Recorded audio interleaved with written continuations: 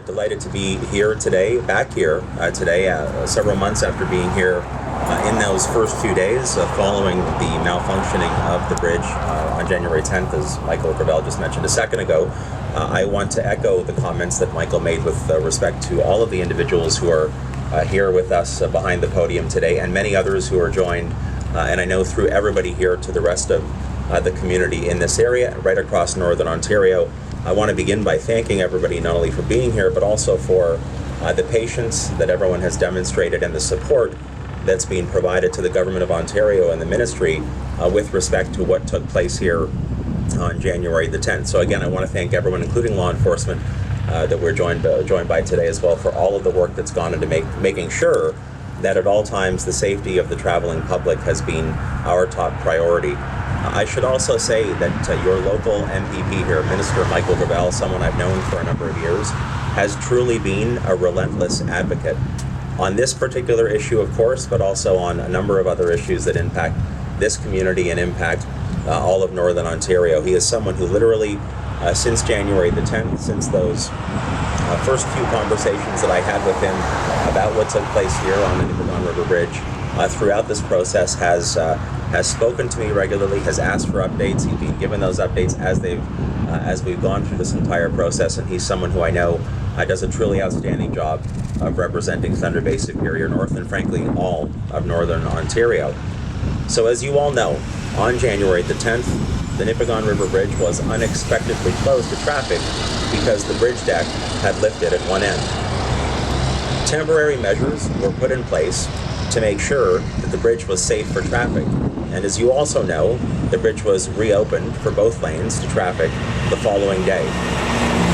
Following this incident, the Ministry of Transportation engineers began an internal investigation into the causes. In addition to the internal review, the Ministry commissioned an independent review by Associated Engineering. We have received both reports, and they concur in their findings. And now, as Michael Gravelle said just a second ago, that we have all of the information with respect to what took place, I'm here to provide an update and to let you know that there are three key areas that I would like to cover today. Firstly, the results of the bolt testing. Secondly, the findings of the investigation. And third, the permanent retrofit. Now, back in January, two independent labs, Surface Science Western and National Research Council Canada, were asked to conduct testing on the bolts from the bridge. The results of these specific tests, those that were specific to the bolts, were shared with the Ministry over the summer. Both labs found that although the bolts under the deck performed well under cold temperatures and met the required technical standards, they broke because they experienced what's known as overloading. What the labs could not tell us was what caused that overloading. Ministry bridge engineers and Associated Engineering analysts considered the bolt testing results. They found that there were three main factors that led to the malfunction. Number one, the design of the shoe plate and its flexibility. Number two, a lack of rotation in the bearing constructed. And number three, improperly tightened bolts attaching the girder to the shoe plate. Now, any one of these factors could have led to the same result on their own over the long term. But combined together, they caused the northwest corner of the bridge to lift, as you all know, shortly after opening. To ensure that this will never happen again, the Ministry will install a permanent retrofit over the winter to ensure that the bridge will continue to function safely and reliably. Construction of the south portion of the bridge is progressing well and will include the retrofit design. I should point out that this retrofit design will be reviewed by Associated Engineering and Ministry Bridge engineers. The initial breakdown of the study and repair costs is roughly $8 to $12 million.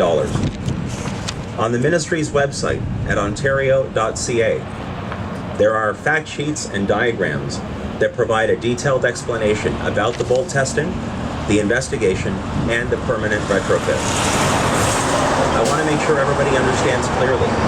All of the information from the executive summaries to the reports in their entirety is being made available or has been posted on the ministry website. When the bridge was closed for 24 hours back in January, concerns were raised by many in the local community, by our First Nations partners and by the trucking industry and others about the lack of a detour route in this area. Today I am also pleased to announce that we are moving forward with a formal route planning study and an environmental assessment for an emergency detour route. It is expected that this process will take approximately 18 months to complete, and we look forward to those results. Now our focus to date has been on, firstly, reopening the bridge safely and, of course, finding a permanent solution.